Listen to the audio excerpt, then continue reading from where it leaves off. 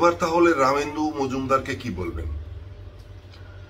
বাংলাদেশের একজন সাংস্কৃতিক ব্যক্তিত্ব রামেন্দু মজুমদারকে চেনেন না এমন লোক খুব কমই আছেন।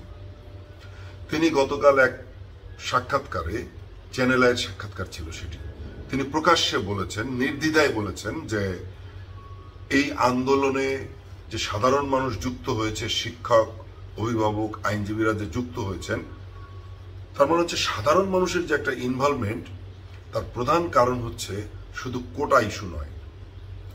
এতদিন ধরে যে সাধারণ মানুষের জীবনযাপন বিধ্বস্ত হওয়ার পথে, বিশেষ করে দ্রব্যমূল্যের ঊর্ধ্বগতি, চরম ঊর্ধ্বগতি এবং ক্ষমতাসীনদের লুটপাট এবং এদেশ থেকে কোটি কোটি টাকা, হাজার হাজার কোটি টাকা বিদেশে পাচার হওয়া, এইসব বিষয় নিয়ে রামেন্দু মজুমদার কথা বলেছেন।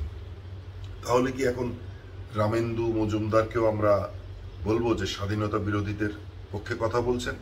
না, তিনি স্পষ্ট করে বলেছেন এই কথাগুলি। এই কথাটা অনেকেই এর ভেতরে বলছিলেন যে সাধারণ মানুষ গেছে, তার কারণ হচ্ছে সাধারণ মানুষের ভেতরে যে জমে থাকা ক্ষোভ। বাজারে গেলে দেখা যায় যে কোনো কিছুই সহজে কেনা যাচ্ছে না। মানুষের ইনকাম কি গত 5-6 বছরে 3-4 গুণ বেড়েছে? সেটা তো বাড়েনি। কিন্তু দ্রব্যমূল্যের যে দাম, তা কিন্তু 3-4-5-6 গুণেরও বেশি বেড়েছে। তো মানুষ তো আসলে স্বাভাবিকভাবে জীবনযাপন করতে পারছে না।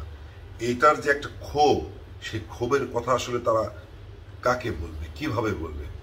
তো দেখা গেছে যে একটা আসলে এই ক্ষোভটাও এর মধ্যে চলে এসছে।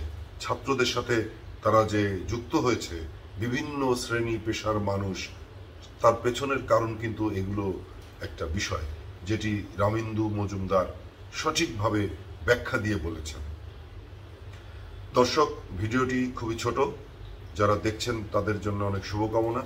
সবার জীবনে সবসময় যেন ভালো কিছু হয়।